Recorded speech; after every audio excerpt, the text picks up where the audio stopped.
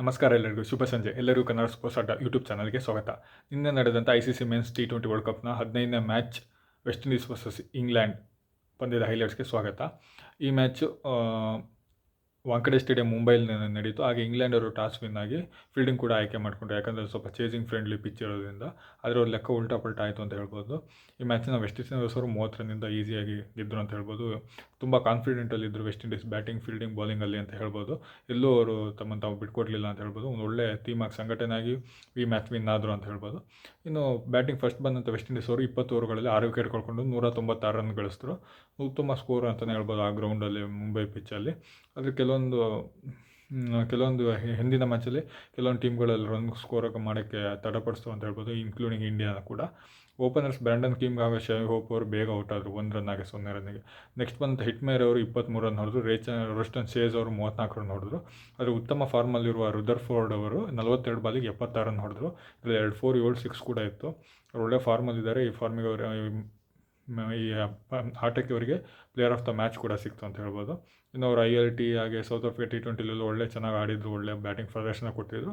ಅದನ್ನೇ ಈ ವರ್ಲ್ಡ್ ಕಪ್ಪಲ್ಲಿ ಕಂಟಿನ್ಯೂ ಮಾಡಿದ್ರು ಅಂತ ಹೇಳ್ಬೋದು. ಕೊನೆಯದಾಗಿ ರೋಮನ್ ಪೆವೆಲ್ ಅವರು 14 ರನ್, ಜೇಸನ್ ಹೋಲ್ಡರ್ ಅವರು 17 ಬಾಲಿಗೆ 33, ಹಾಗೆ ರೊಮಾರಿಯೋ ಶೆಫರ್ಡ್ ಅವರು 1 ರನ್ ಹೊಡೆದು 190 ರನ್ ಹೊಡೆಯಲು ಒಂದು ಅವಕಾಶ ಮಾಡಿಕೊಟ್ರು ವೆಸ್ಟ್ ಇಂಡೀಸಿಗೆ ಅಂತ ಹೇಳ್ಬೋದು. ಇನ್ನು ಜೋಫ್ರಾ ಆರ್ಚರ್ ಅವರು ಸ್ವಲ್ಪ ಎಕ್ಸ್ಪೆನ್ಸಿವ್ ಆದರೂ 1 ವಿಕೆಟ್ ತೊಗೊಂಡ್ರು. ಸ್ಯಾಮ್ ಕರನ್ ಅವರು ಎಕ್ಸ್ಪೆನ್ಸಿವ್ 1 ವಿಕೆಟ್. ಜೆಮ್ಮಿ ಓವರ್ಟನ್ ಅವರು 2 ವಿಕೆಟ್ ತೊಗೊಂಡ್ರು. ಅದಿಲ್ ರಶೀದ್ ಅವರು ಉತ್ತಮ ಬಾಲಿಂಗ್ ಪ್ರದರ್ಶನ ಕೊಟ್ಟರು. ಇಂಗ್ಲೆಂಡ್ ಪರ 4 ಓವರ್ 16 ರನ್ 2 ವಿಕೆಟ್ ತೊಗೊಂಡ್ರು. ಉತ್ತಮ ಸ್ಪಿನ್ ಮಾಡಿದ್ರು ಬಾಲಿಂಗ್, ಕೆಲವೊಂದೆಲ್ಲ 12 ಡಿಗ್ರಿಲಿ ಬಾಲ್ನ ಟರ್ನ್ ಕೂಡ ಮಾಡ್ತಾಯಿದ್ರು. ಉತ್ತಮ ಬಾಲಿಂಗ್ ಮಾಡಿದ್ರು ಅಂತ ಹೇಳ್ಬೋದು. ಇನ್ನು ಈ ಚೇಸಿಂಗ್ ಬೆನ್ನತ್ತಿದ ಇಂಗ್ಲೆಂಡ್ ಅವರು 19 ಓವರ್ಗಳಲ್ಲಿ 166 ರನ್ನಿಗೆ ಆಲ್ಔಟ್ ಆದರು. ಇದರಿಂದ ವೆಸ್ಟ್ ಇಂಡೀಸ್ 30 ರನ್ಗಿಂದ ಗೆದ್ದರು ಅಂತಲೇ ಹೇಳ್ಬೋದು. ಪಾಯಿಂಟ್ಸ್ ಟೇಬಲಲ್ಲಿ ಅಗ್ರಸ್ಥಾನ ಕಾಪಾಡ್ಕೊಂಡಿದ್ದಾರೆ ಅವ್ರ ಗ್ರೂಪಲ್ಲಿ. ಬಿಲ್ ಸಾಲ್ಟ್ ಅವರು ಉತ್ತಮ ಆರಂಭ ಕೊಟ್ಟರು, 14 ಬಾಲಿಗೆ 30. ನೆಕ್ಸ್ಟ್ ಬಂದಂಥವ್ರು ಯಾರಿಂದನೂ ಅಷ್ಟೊಂದು ಉತ್ತಮ ಕಾಂಟ್ರಿಬ್ಯೂಷನ್ ಬಂದಿಲ್ಲ. ಬಟ್ಲರ್ ಅವರು 14 ಬಾಲಿಗೆ 21.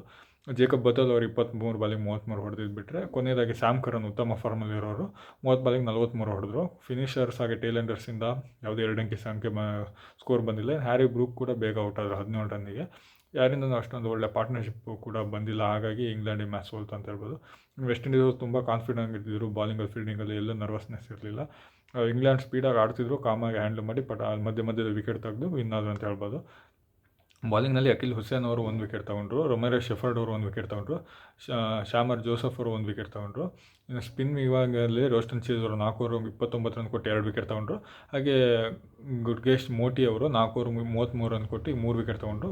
ಮೋಟಿ ಅವರು ಒಂದು ಒಳ್ಳೆ ಬಾಲಿಂಗ್ ಪ್ರದರ್ಶನ ಮಾಡಿದ್ರು. ಸ್ಪಿನ್ನರ್ಗಳು ಸ್ವಲ್ಪ ಹೆಲ್ಪ್ ಮಾಡಿದ್ರು ಬಾಲಿಂಗ್ ವೆಸ್ಟ್ ಇಂಡೀಸ್ ವಿನ್ನಲ್ಲಿ ಅಂತ ಹೇಳ್ಬೋದು. ಇದಿಷ್ಟು ಈ ಮ್ಯಾಚ್ನ ಹೈಲೈಟ್ಸ್ ಆಗಿತ್ತು. ಧನ್ಯವಾದಗಳು.